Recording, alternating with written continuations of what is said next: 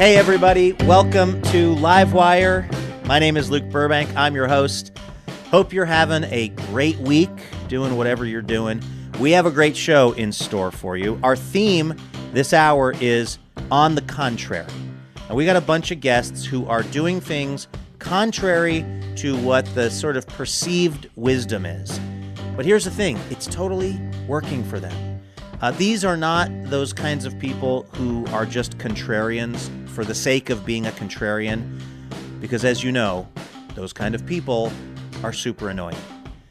And also it turns out I'm one of those kind of people, at least when it comes to my marriage. Let's pick things up on stage at the Alberta Rose Theatre in Portland.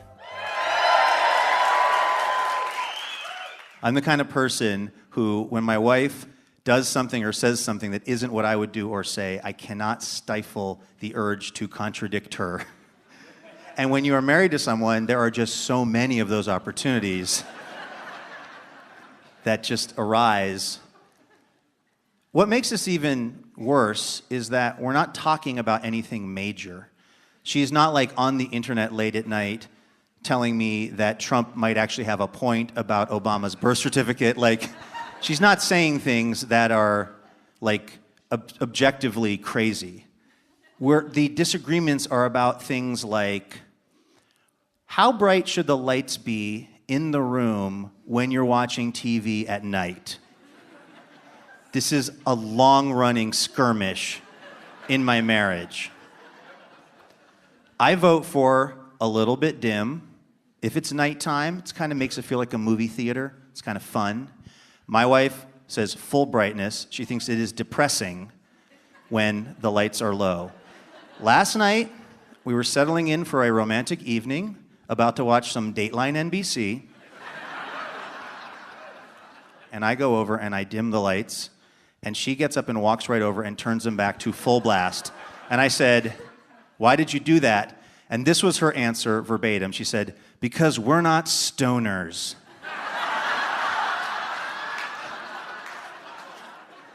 I've been thinking about that comment for 24 hours straight, and I still don't really understand it.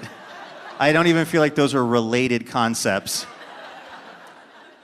But like, it's not a big deal, the light in the room. I should just let it go. It doesn't matter. But instead, what I do is every time I get up to go get something and I come back in the room, I just subtly dim it by 0.0005% casually as I'm coming in the room.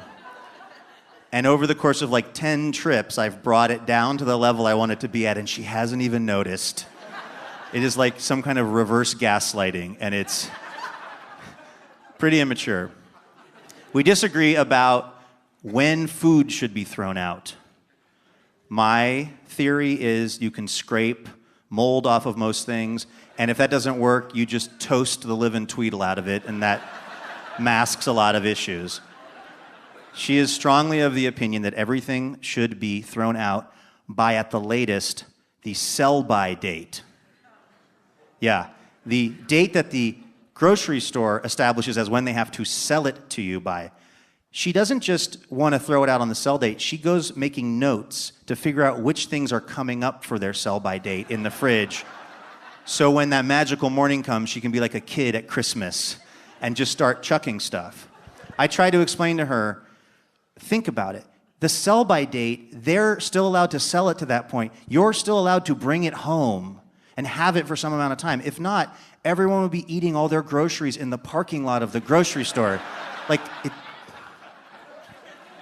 She is not buying that argument. Now, by the way, if it sounds like I'm trying to paint this as my wife is the only one with some kind of odd beliefs or habits, let me be very clear. I am no picnic to live with. I have a very charming personality trait where I will just make these grand statements that I have zero factual evidence for. And in fact, the more wrong I am about that statement, the more confident I become. I should run for president. I mean, this is the main, I inherited this trait from my mother, who once spent an entire Thanksgiving night arguing with the family that the movie Elf, starring Will Ferrell, actually stars the comedian Tim Allen. On one side of the argument was my mom. On the other side was the entire family, which is about 30 people, and she did not budge.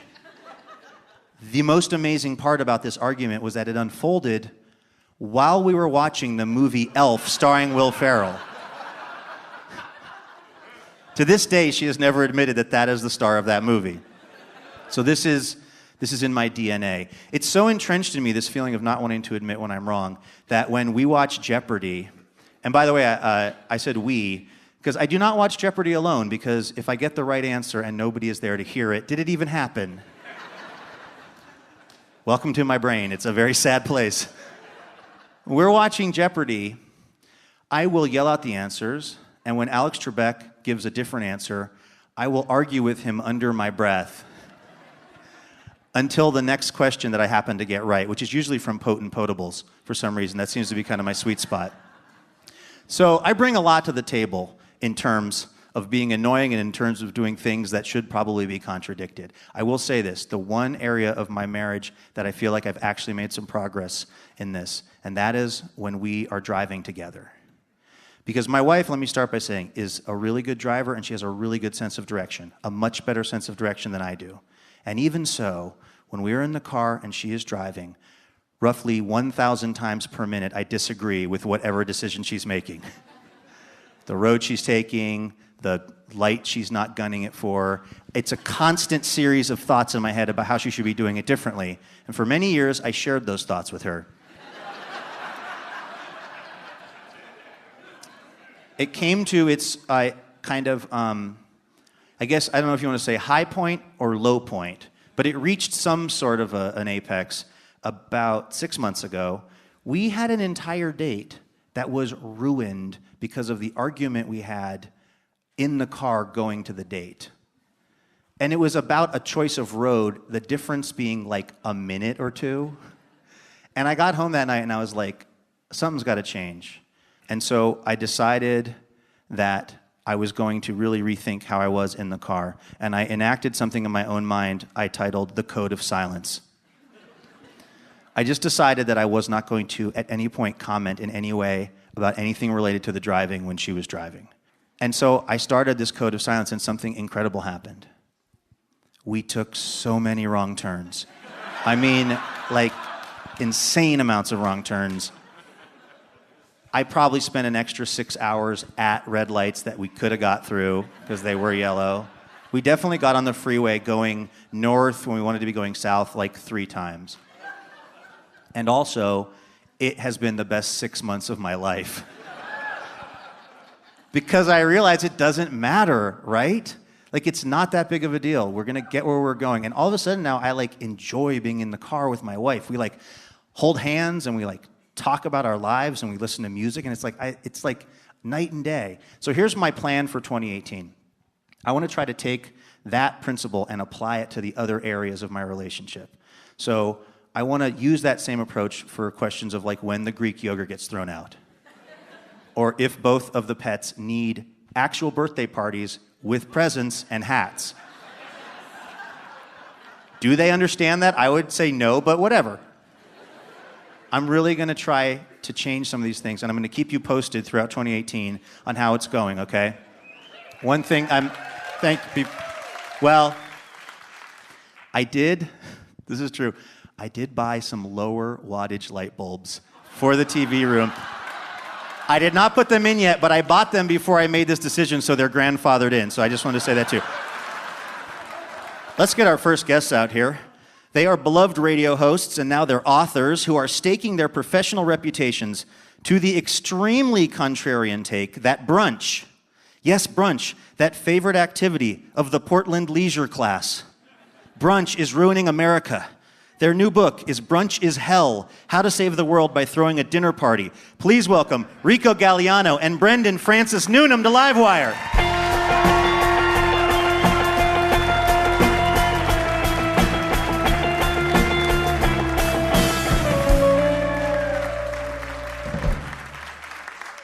Rico and Brendan, welcome to Livewire. Thanks for having us. Thanks for having us here, Luke. I want to just warn you, this book is pretty critical of brunch, and here in Portland, you are really behind enemy lines. I recognize that. Yep. I recognize that. I The feel belly like of the beast. somebody needs to just put their arm around you and, like Jack Nicholson style, say, "Face it, this is brunch town." I think I saw people waiting in line for brunch on the way here. Yeah. Like for tomorrow. Never too early. Yeah, I think I saw scrambles in their eyes. They were ready for it. Frightening. In your professional opinions, and as authors of this book, why do you think brunch is hell? Let me start by saying we were tweeting about Brunch is Hell today, and some guy said, yeah, but it's great for hangovers. And I want to know what part of waiting in the sun on the sidewalk for like an hour for a seat, then going inside, spending $18 on eggs, having a very weak orange juice mimosa thing, now you're very tired and you slouch home. What part of that alleviates pain? It doesn't make any sense to us. When you say it like that, it does sound kind of lame. It sounds weird and bad, is what it is. And basically what you're doing is you're taking one of the 2 days off that you've worked your entire week to have, and you're stabbing it in the heart. That seems to be kind of the primary argument against brunch seems to be that it is a real torpedo to the submarine that is your day. Yes. Explain, Brendan. Well, it's just, he captures it perfectly in that after you do that, once your day is done, you haven't written your screenplay, you haven't taken that hike, you haven't even laid in bed with your partner. There's a million things you can do. You can even do nothing. But after brunch, you're just listless and drooling. And you're unable to concentrate and get something done that'll make you feel better about yourself. And at the end of the day, a dinner party, now that's a perfect time to maybe drink too much and drool. And it's also it's a time where it's in someone's home, you're inviting them to your house, and you can just have a higher quality leisure time as opposed to going to a restaurant where they're just rushing to flip tables and they're going to get you out of there pretty quick. You guys write in the book that brunch kind of crosses into this sort of uncanny valley.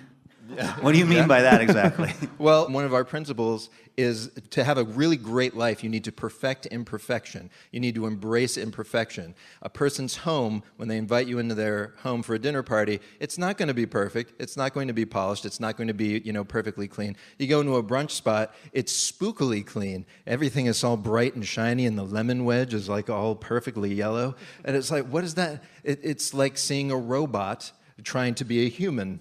And that's not true. And if you go into one of these brunch spots that looks kind of ramshackle, well, that's just pretending to be ramshackle. It's just undergirded by crunched data business plan. That's right.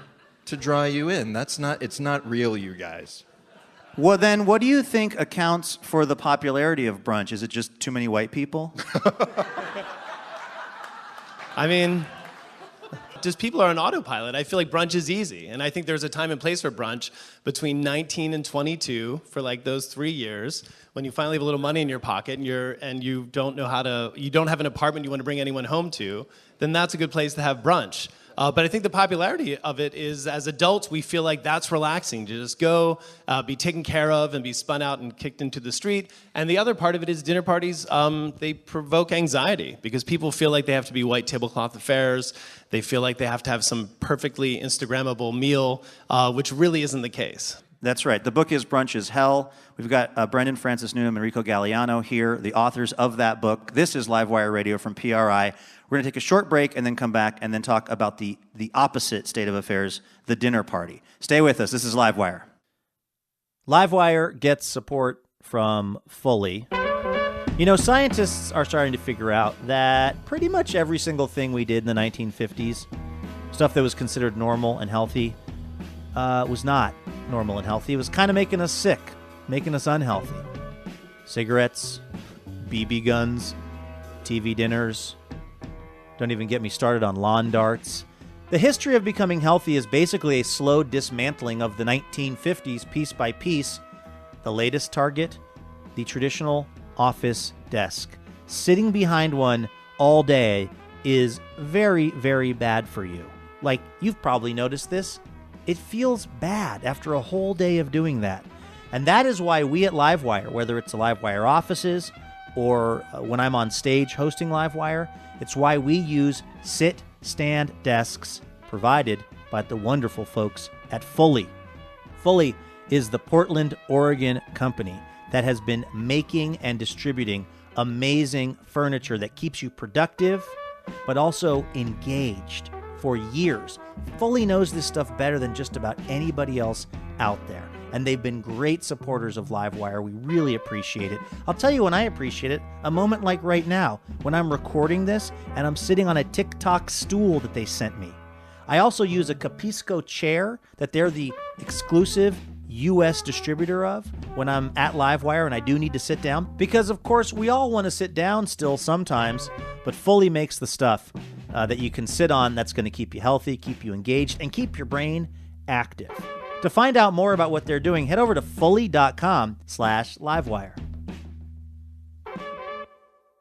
Welcome back to Livewire from PRI. We're at the Alberta Rose Theater in Portland this week. Our theme is On the Contrary, and we are talking to Brendan Francis Newnam and Rico Gagliano. You may know them from the Dinner Party Download radio show and podcast, as well as their new book, Brunch is Hell. This book is sort of a criticism of brunch, but really it's a celebration of dinner parties. Thank you. What are the keys to throwing a good dinner party? Whether you wanted to or not, you've kind of become the national experts on this topic because of your radio show and podcast. Well, we wrote the book on it now. So Literally. We officially wrote the book on it. Well, I mean, the first rule of dinner parties, it's right there in the title, is to have dinner and to party. Yeah. That's it. Now, that seems deceptively simple. The point is there should be no agenda at a dinner party. You can't have a boss at a dinner party. You can't be setting up people at a dinner party. A holiday party isn't a dinner party because there's an agenda there. A dinner party is really, we consider it recess for adults. This is a place which is made up of less than 25% of your family, because with more than that, there's an agenda taking place. We say suggest... More than that, my mom's in the corner yelling that Tim Allen is the star of Elf. That's Precisely. right. We say save that Freudian morass for Thanksgiving. That's Beautiful. a separate thing. And so that's, rule number one is to have people in your home and ask them for nothing and just feed them. Most of our lives, we have to be, we're employees, we're employers, we're in control, we're soccer coaches, we're doing all this stuff, but this is the one place where you can let that go.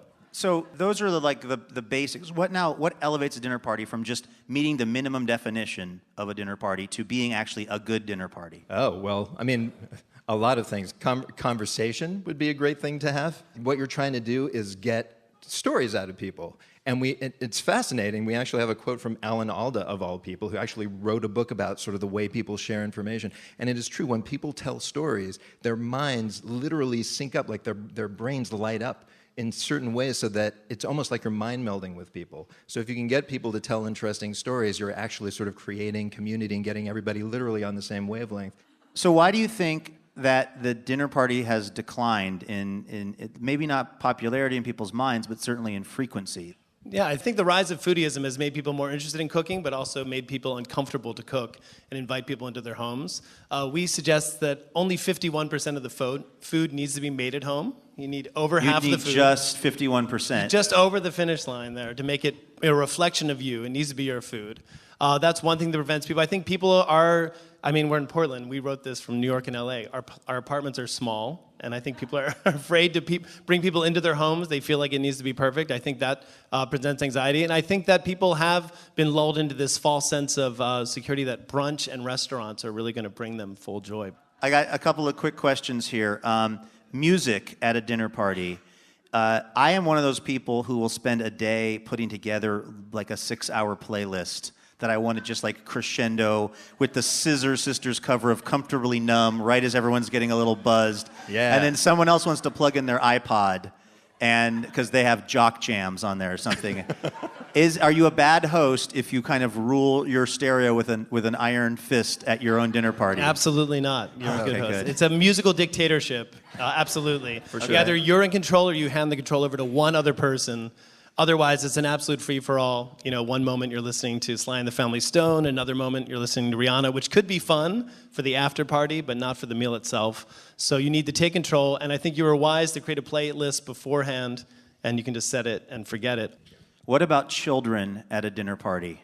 Yours or your friends wanting to bring them? There's an actual groan of disgust. Children, how dare they? We have said, as we said before, dinner parties are recess for adults who are not adults, children. But But it is very important. First of all, we love kids, and it is important to enculturate them to the pleasures of the form of the dinner party. I'm glad to hear you say that, Rico, because even though on one level it feels like it's for the adults, maybe it's a little bit less fun if there's kids there. I remember being a kid at like dinner parties, or for me it was like a lot of weird church potlucks and prayer meetings, but where you're a kid and you get to be around adults and observe them in their environment. If you're a certain kind of kid, at least the kind of kid I was, that was like everything to me. Absolutely, but so the catch is here that they should be old enough that they can take care of themselves so that they can observe from afar. The adults can have Right. their time, and the kids can have, so the kids need to be just old enough that they can entertain themselves without setting themselves on fire or, and like going to the bathroom. That would be helpful. And they have to be able to hold their liquor. That would be, at your That's dinner right. parties, probably. Obviously. The book is Brunch is Hell, Brendan Francis Newnam and Rico Gagliano, everybody.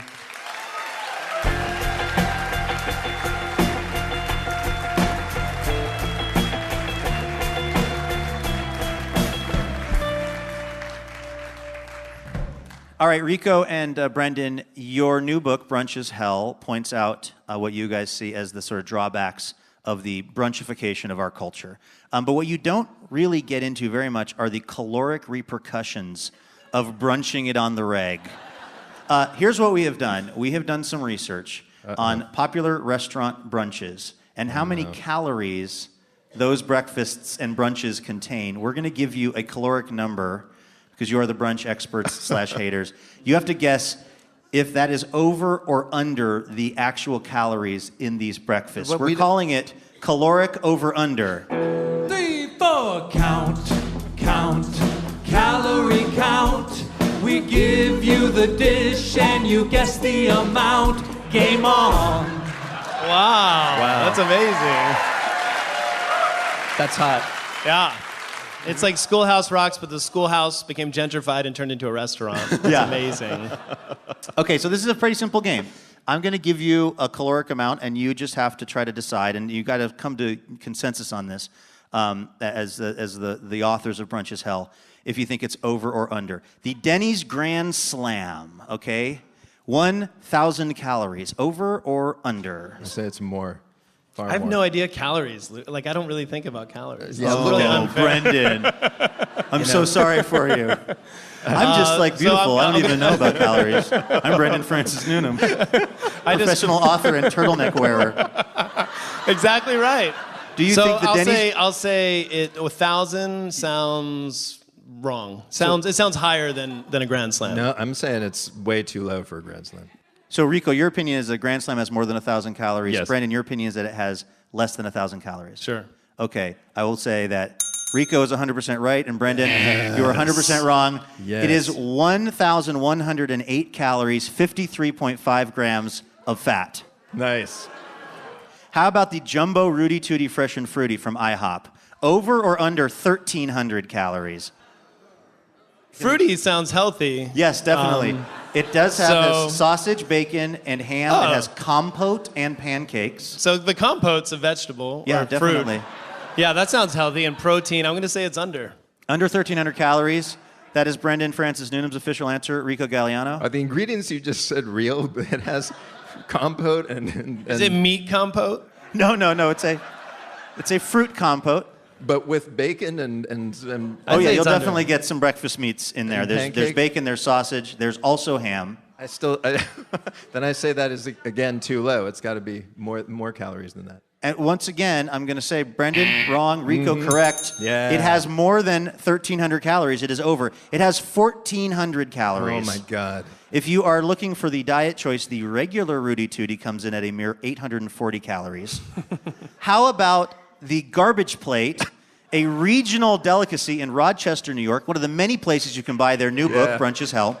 Yep. Here's what's in the garbage plate.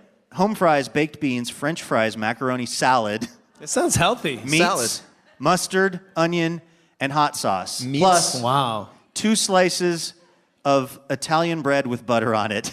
I feel like you're reading my journal. This is amazing. Over or under 700,000 calories? That's a tough one, Luke. That's tough, but It has beans in it. I'm going to say under. I'm gonna say under because the word salad was said. You're catching on to this game. It is, in fact, under. It is a mere 1,664 calories. Wow. The breakfast of champions. 1664. This feels like a perfect time to end things and thank Brendan Francis Newnam and Rico Gagliano for being here. Their new book is Brunch is Hell. All right, thanks. Thank you, Luke.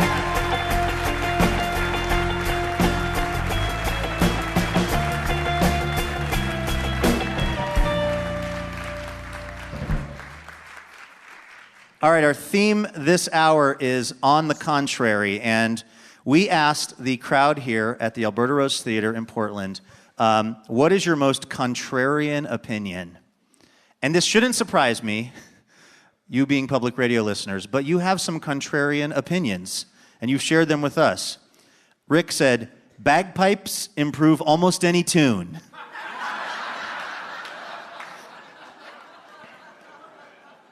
Beverly, who is going to need a police escort out of here, said, facial hair sucks. Take it up with Beverly, everybody. Judy, with a surprisingly practical contrarian opinion, actually, money conquers way more than love most days. Greg says their contrarian opinion that nobody else buys into. Hybrid and electric cars can't be trusted. They're too quiet. What are they up to? I'm going to withhold this person's name because I do feel like they could come under a real threat of physical danger, particularly here in Portland. This person's most contrarian opinion, no dogs at all.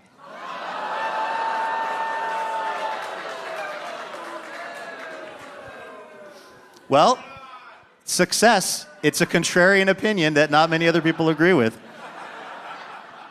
Our next guest's career as a writer seems contrary to whatever the supposed rules of doing that are. Her books, The Smallbacks of Children and The Book of Joan, are bestsellers. Her latest is The Misfits Manifesto, which started as a TED Talk, which now has over 2 million views.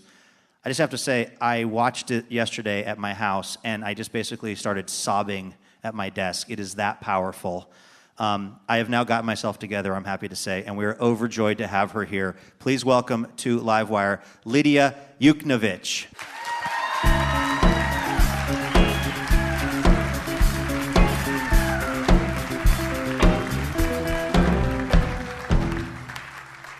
Lidia, welcome to Livewire. My pleasure. I have to be honest, I don't know if I even really believe in TED Talks anymore. Nor do I. Like, sometimes they just feel like somebody wanted to give a TED Talk, so they came up with some supposedly clever way to think about the world. And yet, I watched your TED Talk yesterday, and it just totally destroyed me in a good way. Excellent. Is that, I mean, what kind of reaction have you been getting to this? Well, part of my jam is that I make people cry. Really? Not necessarily meaning to. I know what you mean about TED Talks. On the one hand, they seem like sound bites of cleverness, but then the other thing I was thinking about is that with TED Talks, nobody is the perfect expert on everything because there are 10 million ways to hear a story or think about something, and it kind of democratizes different truths instead of claiming there's one way to think about things. So when I thought about it that way, I was able to get on the stage. But then they put me on the stage after John Legend, and I almost died.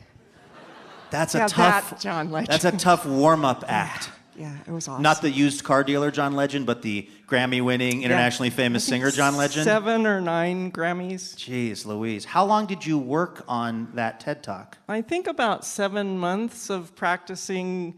I'm an introvert, like hardcore introvert, so I'm practicing alone in my underwear in a room with a computer of people watching me, telling me what I'm doing well or not well. Wait.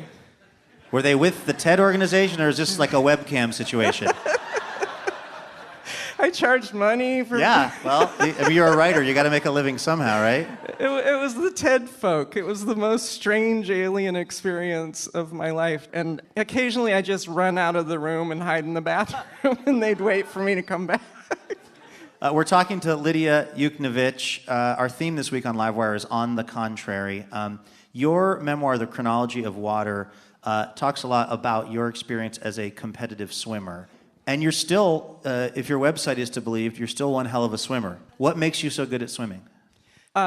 These, as in she's my pointing to her shoulders. because my stroke was butterfly, and I'm one of those people who is very awkward and physically bumbly in the world. Is there anyone else in the audience besides me who's physically bumbly? Please make a sound. I think the more efficient way is to ask the one person who's not to raise their hand. It's just way faster that way. But if you put me in water, I'm weightless. It doesn't matter if I'm beautiful or not. It doesn't matter what my successes or failures are. I'm just a mammal in water, and it's okay. Did it always feel that way? Because you were a very competitive swimmer as a young person. Yeah, but I never cared about winning. I just happened to be good at something, and writing's the same way for me. I happen to be able to swim in language the way I happen to be able to be in water. I came from a home that was dark and not great, like a lot of you, and swimming got me out of the house and saved my life.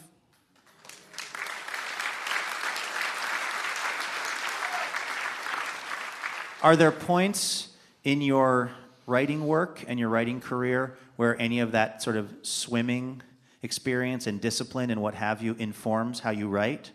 Every day, particularly not so much swimming pools, but ocean waves. So I'm not a disciplined writer. In addition to being an introvert, I can't write every day. And so one day I came up with the idea, because I'm a water person, that the metaphor of a wave, you know, they surge, they get big, they come, they crash, they come all the way to your feet gently, and then they go away back into the ocean to build energy, kinetic energy. That's how I write. When I figured that metaphor out, I thought, I'm going to be okay because I'm a wave. And that works for me. So maybe I write every day for 4 days. Maybe I don't write for a month or two. Maybe I go on a 3-day binge writing thing. And when it's coming, it's the wave. And when it's not, it's going out building ideas. Can you remember when it started to crystallize in your mind, this idea of the waves as opposed to the more conventional way of doing this? Yeah, the TED Talk. Really? Yeah, because I didn't die. It's not a joke. I literally thought I was going to die, and my husband was with me, and he was in the audience, and I looked at him right when they called my name after John Legend to go up on the stage. I looked at him for support, you know, my rock, my love, my soulmate, 18 years, and the look on his face is, you are so effed. But the thing is, I didn't die. And when I came out of it, which, you know, it took me about 2 weeks to even comprehend that that had happened and I was still me in my life, I started hearing from other people. And I realized the reason to do it wasn't for me at all. The reason to do it was to remind us that all of our stories matter, even the quiet people, even the people who are bumbly, even the people who mess it up daily. Our stories deserve some light on us too. And when I realized that, I started deciding the way I write is okay.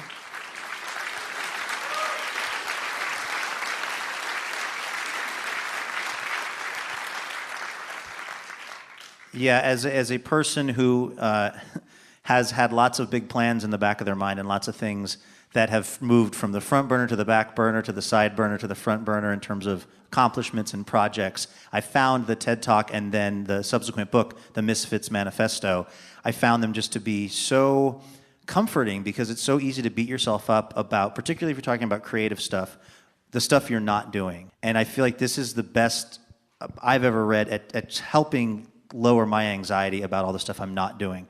Now, if I die having never done anything, I blame you because you gave me permission. But at least right now, I'm in this blissed out like 3-day period where I'm like feeling like it still might happen. A little bit high. I kind of am because I mean, one of the things you talk about is that you got. By the way, we're talking to Lidia Yuknavitch. Her latest book is The Misfits Manifesto. This is Livewire Radio. One of the things you talk about in the TED Talk is that you had this. You won this contest, you won this chance to go to New York and to meet with all of these incredibly powerful literary agents and publishing houses Right. and all this stuff, and it was really happening for you, and yet it took you 10 years More. before you actually followed up with Yeah. these people who were more or less begging you to be able to represent you or to get some pages from you. What happened in those 10 years? Well, when the opportunities came to me, I was in my 20s, like 25. I won this big writing prize, and I got to go to New York and meet all these amazing agents and editors. And so it was kind of being offered to me on a beautiful plate. But where I was in my life was in a place where all I felt was a sad, quiet stone at my throat, and I couldn't accept any of the offers. And it was right there in front of me. And a thing I know now, almost 25 years later, is that for some of us, saying yes or accepting what's in front of you isn't easy because we don't believe we deserve it. And it could take us years. Like for me, it took 10 to 20 years for me to stand up inside the thing that was being handed to me right in front of me and to say, I might be able to stand up inside this too. And so I'm kind of here to remind any of the rest of you that we all deserve a place at the table, and it doesn't matter what shape it takes, and we're not all going to look like celebrity culture, and that's its own kind of beauty. The weird kind of bended stars still shine in the sky, so I'm here for you.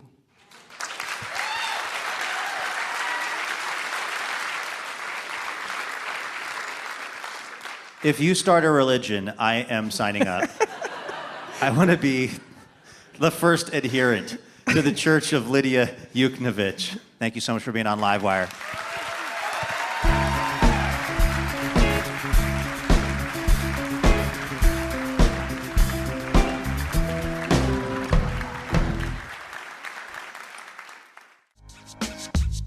Livewire is brought to you in part by Alaska Airlines.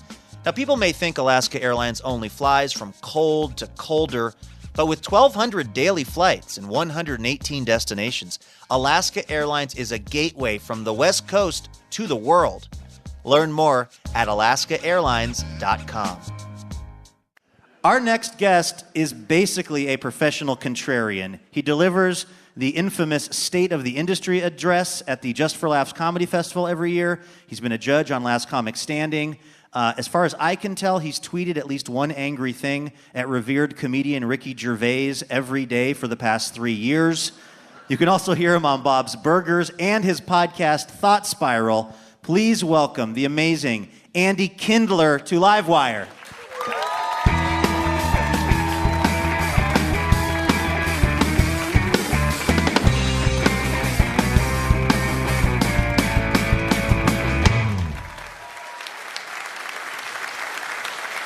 All right, now look, people at home, I'm going to do a lot of jokes that require you seeing what the joke was. So it will not be funny at home, but later on, when you get the DVD extra, then it'll be a whole different situation at that point. That's not my strongest opening. Let's not kid ourselves. If I had to say, was it a funny opening? No. Was I hesitant? Yes. Was I thinking about what of my amazing array of jokes should I do? Certainly. How long am I going to keep asking myself questions? A little bit longer. How long till the bit gets old? It's already old.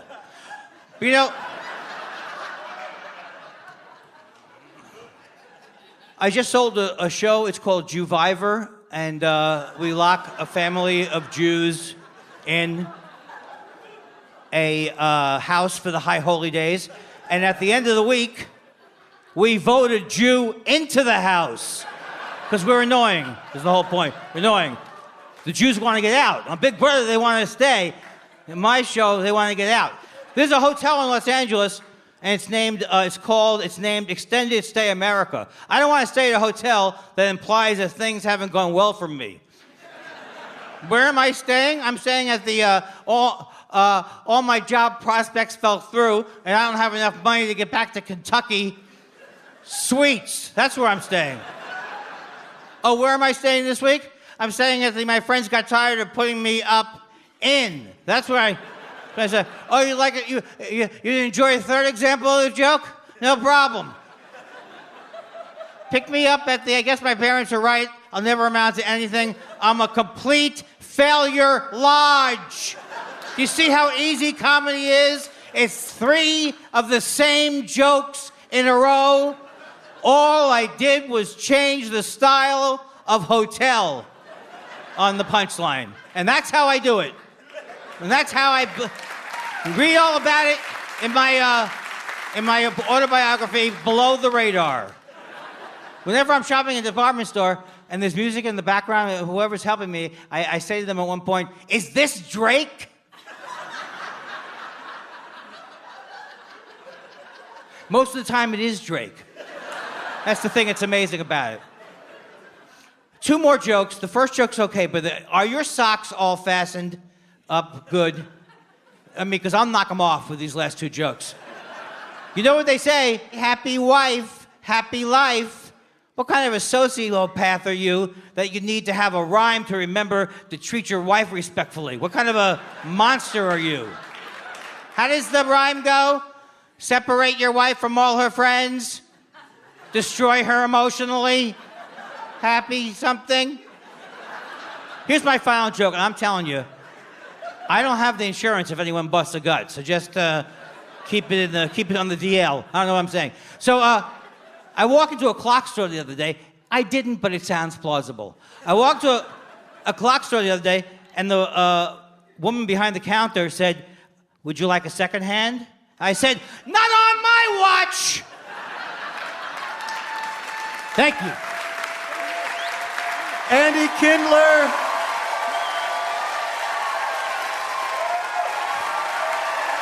This is Livewire Radio from PRI. I'm Luke Burbank. We'll be back with more in just a moment. Hey, it's Luke. I just want to give a special thanks this episode to Kelly Griffin of Seattle, Washington, and Brian Fink of Portland, Oregon. Kelly and Brian are part of the Livewire member community, and they are generously supporting us with a donation each month. We are so thankful for their support. It is genuinely what allows us to keep this whole thing going. So really, a big thanks to Kelly and Brian. We could not do this without you. Welcome back to Livewire from PRI. I'm Luke Burbank. We're talking to comedian Andy Kindler here on the show. Hi, Andy. Good to see you. It's great to see you. Thank you for coming and doing the show. I saw something you wrote on Twitter yesterday. You were walking around Portland, and I think you were joking, but you said, everybody here hates me. Yeah. Is that really how you feel your relationship with Portland is? No, that's why and that's exactly why I get into Twitter fights and I'm arguing at 4:00 in the morning with a robot and I'm asking my wife, why does Loves to Serial Kill 666 have a problem with my Portland material? No, it wasn't about Portland at all, because I love Portland. It was basically, that was the daydreaming thing I came up with, was these people hate me. Is that a common loop in your brain as you're moving through your day? Yes, because I just got into therapy. I'm the oldest Jew to enter therapy. I got an award for it. And I didn't realize that I thought I loved myself, but apparently I did not. I disliked myself intensely. And I was living my life trying to get other people to fill in the love inside me that wasn't coming from me. I'm doing a TED Talk, all right, or something. I don't know what I'm doing. So knowing that I had this dialogue of saying I hate myself was very important to me, because then you realize that you can't live your life trying to get everyone to love you every second. Is that changing your act at all? Check out my new show, Aging Jews. It's changed everything about me, because I was under the misapprehension that I was confident about myself, but I wasn't confident. Like, I was a musician before I was a comedian, and now I realize the only thing that held me back was my opinion of myself, and I was in my 20s. You know, also I was playing in a cover band, and one night the guy handed up a note and said, stop riffing in between the songs. He said, cut the chatter. So you were like you were doing I was trying comedy to amuse material. The crowd, yeah. But even in comedy, I was always, my whole family was funny, so I knew I didn't doubt it as much. But then I would just say, maybe you are funny, but you're going to blow it. You're going to say something wrong at the, So I didn't realize there was a lot of self-sabotage going on. We're talking to Andy Kindler right now, the amazing Andy Kindler. He's got a new podcast called Thought Spiral. You also are well known for delivering this kind of state of the industry update / roast / come to Jesus moment with the comedy industry every year at the Just for Laughs Festival. So how do you feel about the state of the comedy industry? Okay, so like I said, here's where I have the problem, and I think it may be the fluoxetine, which I get. Is that the generic Prozac? Yes, and I get 80 milligrams a day for $20 for 3 months, and I didn't realize that you get the dry mouth from the fluoxetine. It's Prozac. Okay, see my delivery. A lot of people say they don't like my delivery. I say it's not delivery, it's DiGiorno. So the other symptom is I often forget exactly what I said.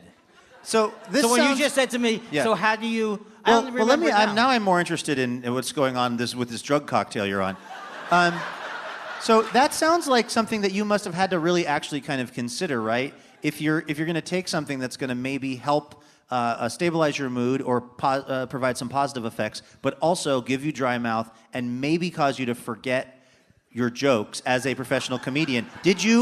I mean this question quite seriously. What was the decision-making process? Well, luckily, I had gotten to what I call rock bottom in my life. I'm not a drinker, but I got into rock bottom. That's like I'm arguing with everyone on the internet.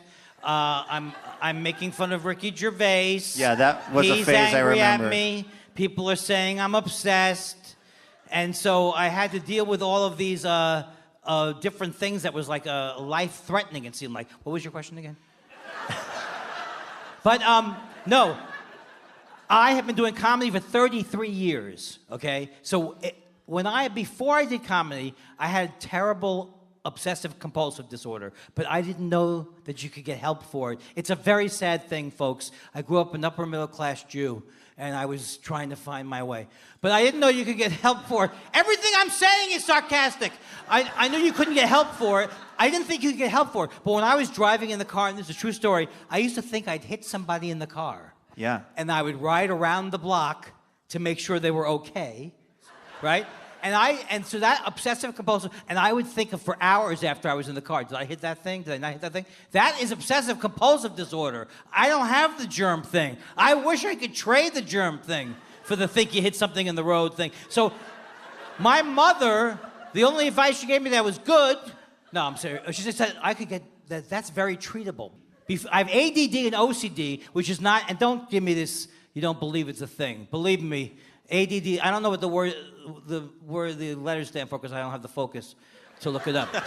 It's no joke, though. I don't have the focus to write one about it. But, so I was already on stage losing my place every 10 seconds. I've lost my place on Letterman, like my biggest fear.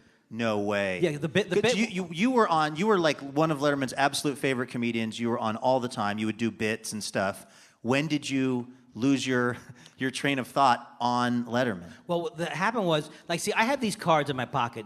You don't have to know that. I never take them out unless I really can't remember anything. And on Letterman, I loved him so much, I wanted to do everything the way he wanted to do it. For example, I should have worn a jacket tonight. I don't know why I didn't. But he wants people to wear a jacket, I wore a jacket. He doesn't like it when comics use a teleprompter, so I never wanted to use a teleprompter. I would memorize the bits by keywords in my head. So I got to the bit that was about Michelangelo, but I couldn't remember what the bit was. I knew the heading was Michelangelo. What did you do? I went like this. Boy, I seem to be coughing. And it seemed like an hour went by, but it didn't. Then I remember what the bit was. What was the bit? The bit was Michelangelo often during the slow season, which I thought was funny right away. Yeah. Michelangelo often during the slow season, he would tell his clients, "Hey, I'll throw the walls in, no extra charge. You like that Sistine Chapel thing I did? I'll give same price, just a couple of frescoes." He's Italian, that's why he talked that way. Michelangelo. See, you got him back. Andy Kindler, everybody.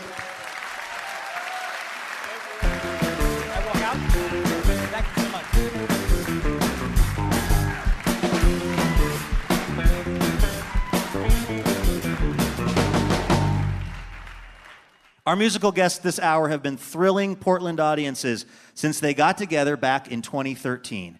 back when their lead singer was just the tender age of 74. He's all grown up now. Please welcome Ural Thomas and the Pain to Livewire.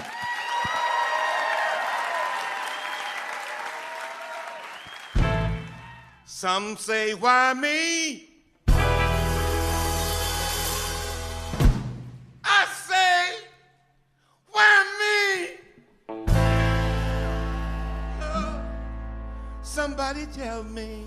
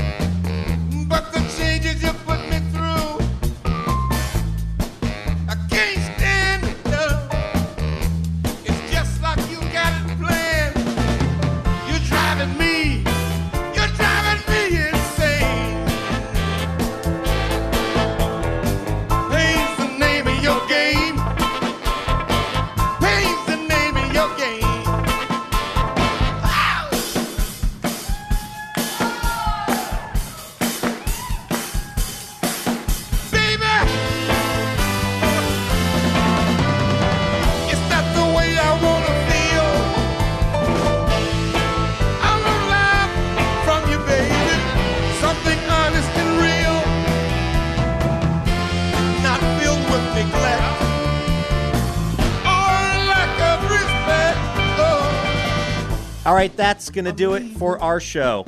Thanks to our guests, Rico Gagliano, Brendan Francis Newnam, Lidia Yuknavitch, Andy Kindler, and Ural Thomas and the Pain. Livewire is brought to you in part by Alaska Airlines, Whole Foods Market, and Fully. Hotel accommodations generously provided by Provenance Hotels. Robin Tenenbaum is the executive producer and co-creator of Livewire. Laura Haddon is our producer and our editor, and Melanie Sevchenko is our assistant editor. Caitlin Kunkel is our writer. Our house band is Jonathan Newsom, A. Walker Spring, and Ethan Fox Tucker. Molly Pettit is our technical director. Our house sound is by D. Neil Blake, and our on-air mix is by Jason Powers. Our development director is Lauren Masterson. Laura Harden is our marketing director, and our operations manager is Tim Harkins. Additional funding provided by the Oregon Cultural Trust and the James F. and Marion L. Miller Foundation. Livewire is made possible by the generous support of our members. This week, we got to thank member James Dash of Oakland, California, for his support. For more information about our show or how you can listen to the podcast or sign up for our newsletter, head on over to livewireradio.org. I'm Luke Burbank. Thank you so much for listening, and we will see you next week.